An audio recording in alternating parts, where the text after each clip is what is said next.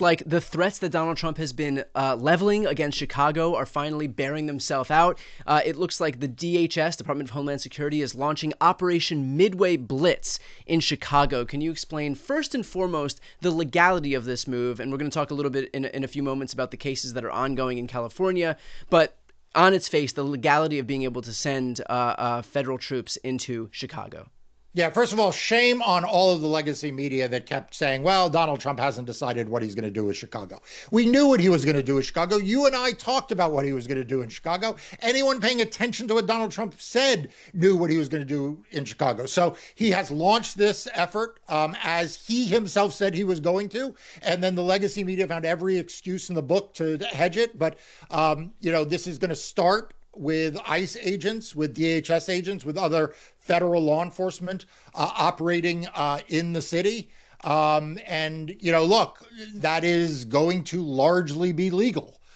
They are federal law enforcement. They are entitled to enforce the nation's immigration laws. Now, whether they do it in a fashion that complies with the U.S. Constitution, whether they do it in a way that complies with due process is something to be seen. And I'm not yet ready to say they won't, but let's just say we should all be looking. There's a reason why the governor has correctly said people need to take video of what's going on.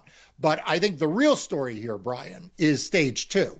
And this goes to the what Donald Trump posted over the weekend about, the Department of War and Chicago, because I think that this is all a thinly veiled pretext to create a conflict, create a standoff like we saw in parking lots in Los Angeles. Yep. I mean, it wasn't much that we saw in Los Angeles that was the pretext to sending in the Marines and the National Guard. And I think that will be the next shoe to drop. And we all need to be prepared for it, because that one is probably, as it was in LA, going to violate the federal Posse Comitatus Act. But whether Donald Trump will care, no. The question is whether the legacy media will report it accurately, and the people of Chicago and around the country will wake up to what's happening and they'll speak out. When we saw the same thing happen in Los Angeles, Trump used the presence of ICE and the largely expected pushback in Los Angeles to ICE as a pretext to be able to send in the National Guard. We now know that that is largely illegal, because we've heard from Judge Breyer in a trial court in California that he wasn't allowed to send those troops in to do law enforcement work. That case is now in front of the Ninth Circuit. But where does that leave Trump in terms of the same thing happening in Chicago? How much of a deterrent is that? How much of a legal deterrent is that? Yeah, so I want to make sure people are really tracking, Brian, what you and I are talking about when we talk about a pretext, okay? What Donald Trump is doing is he is sending in federal law enforcement in an overly aggressive way with the desired outcome from his standpoint of triggering protests. Okay, so Right. when we talk about triggering a response, we're talking about people who are upset, understandably upset at what is happening in their communities, and they are making their displeasure known. Now, might they be doing it by taking shopping carts in a parking lot at a Home Depot in Los Angeles that we all saw videos of, and trying to barricade the parking lot in some makeshift way? Yes. But is that outside of the capability of the LAPD to control? No. Is that outside the ability of the Chicago Police Department to keep law and order? No. But then he uses that as a pretext to send in, not only in LA, the National Guard, remember, Brian, he sent in the Marines.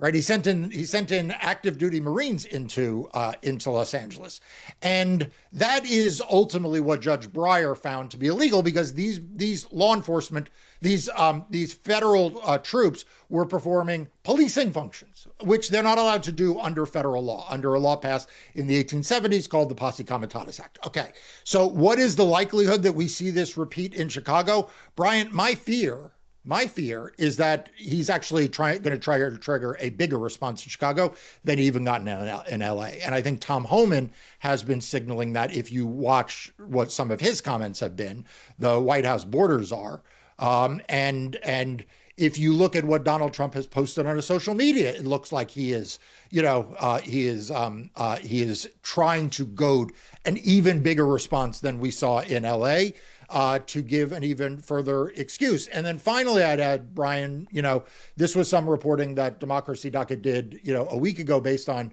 what Governor Pritzker said. Remember, Governor Pritzker said that he believes that this time when there's a deployment, it won't come from the National Guard from Illinois, right? And California came from the National Guard in California. He suggested that it may come from National Guard's men and women from out of state. He mentioned Texas.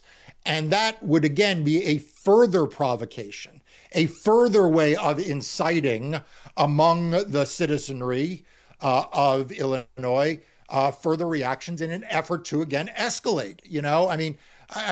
Maybe you can put up on the screen what Kristi Noem said when Joe Biden was in the White House about what she thought would happen if Joe Biden put in the National Guard. Right, now put that right here on the screen. She had said back in 2024, if Biden federalizes the National Guard, and he was talking about handling border issues, then we've got a war on our hands. Democrats have been encouraging this president. They've been encouraging President Biden to come after our states' rights. They've been talking about federalizing our National Guard, which would be the first time in American history that we would have a president that would pay soldiers to stand down, to actually not protect America. And if he's willing to do that and to take away my authority as governor, as commander in chief of those National Guard, boy, we do have a war on our hands. Wow. Yeah, right. I mean, now that was when she was the governor of South Dakota. Now she is the head of DHS, who's in charge of all this. Yeah. You have Donald Trump actually posting on social media that there will be a war in Chicago.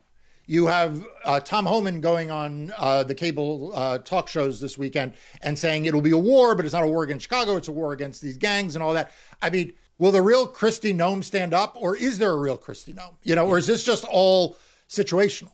Yeah, I mean, honestly, I think whatever allows Kristi Noem to fail up the fastest and the farthest, she is taking her cues from the Nancy Maces of the party and the Marco Rubios of the party. Whatever you have to do to expose yourself as the biggest, most obsequious supplicant to Donald Trump, that is the path that these people are going to take. If it means they have to prove themselves out to be a hypocrite, if it means they have to contradict their own statements, so be it. That is the cost of their dignity is clearly a price that these people are willing to pay. Mark, what would you recommend that the people of Chicago do in response to this? And I ask that because if Chicagoans take to the streets and exercise their First Amendment rights, the administration is going to view this as some escalation, and they're going to say, look, all of these people are on the streets right now. Now we have no choice but to send in federal troops or the National Guard or the Marines. But if they do nothing, then that is the very capitulation that we've been decrying. And frankly, none of this is acceptable. And so to do nothing is basically to allow him to know that he's got carte blanche to do it in Chicago, and then, the subsequent cities next, Philadelphia, Atlanta, Milwaukee, Detroit, whatever it may be. So what's the response here, given the fact that either way, it could feel like a lose-lose no matter how we respond? Look, I think that Governor Pritzker has been handling this 100% correctly. I don't think you can back down from a bully. I don't think you should tell people that they need to cower in fear. I do think that people need to exercise their First Amendment rights, but they need to do it within the scope of the First Amendment. Martin Luther King Jr. was successful because he led a nonviolent movement. It was a disciplined movement of nonviolence. It brought the spotlight to the wrongness of what was happening in the Jim Crow South, but it did not allow itself to get out of control and therefore be able to be blamed. So I think the people of Chicago need to protest lawfully. I think they need to protest loudly and peacefully.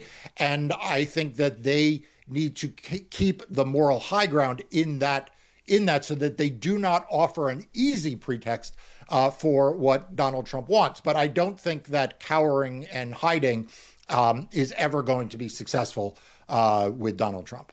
Is there any way that his comments preceding all of this, which were, something along the lines of now the people of Chicago are going to, get to know what the Department of War is really about, is there some way that Pritzker and Illinois could use his comments against him if and when this thing is challenged in court? Absolutely. I mean, absolutely. If you want to know intent, there is no better intent than to hear out of the defendant's mouth themselves what they said. and Donald Trump posted what he posted, and all of the Republicans can act like that they didn't know what he meant and they didn't understand this and they didn't see it. But the fact is, he said what he said, and that will be exhibit one in any lawsuit that J.B. Pritzker and the state of Illinois and the city of Chicago brings against the Trump administration. I can promise you almost with a certainty that that'll be the case. Does intent matter, or does it just matter what actually happens, the net effect, the practical result of his actions? No, intent matters. Intent matters. I mean, ultimately the facts speak for themselves, but you interpret facts through the prism of how people intend them to be interpreted, and if Donald Trump intended this to be the use of the military against a U.S. city, then that goes a long way towards explaining whether or not, if they deploy the military, what its purpose was, whether it was foreseeable that what would happen, what happened would happen. So no, I think it is very relevant. I think that Donald Trump is oftentimes on the losing end of litigation because he is so clear about his intent. And I've talked about this before. It's one of the reasons we have been very successful in my litigation around voting and free and fair elections. We've oftentimes been very successful because Republicans actually say what they intend to do. Donald Trump says what he intends to do. And that is oftentimes very, very powerful evidence. And I think that has also been true in some of these cases we've seen in the last 7 months, some of the Doge cases, some of the appropriations cases, some of, where they've frozen money. Donald Trump has given the plaintiffs the sort of the roadmap because he says, I want to do something that is illegal and unconstitutional. And then the Department of Justice has to wind up saying, well, he didn't really do anything illegal or unconstitutional.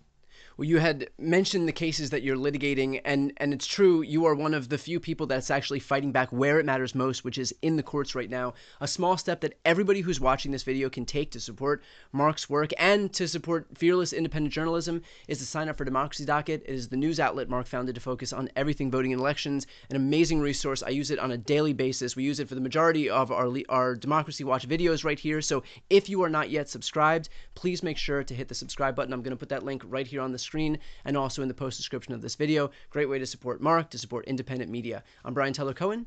I'm Mark Elias. This is Democracy Watch.